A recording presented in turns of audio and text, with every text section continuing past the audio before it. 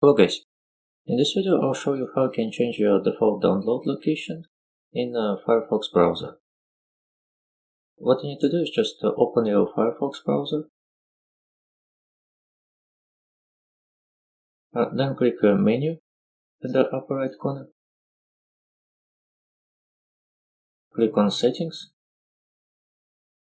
scroll down, and in Files and Applications section, next to Save Files to, I'll click on Browse, and choose your new folder where you want to save your downloaded files.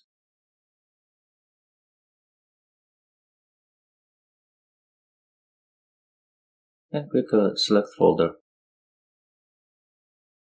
That's how we can change your default downloads folder in the Firefox browser.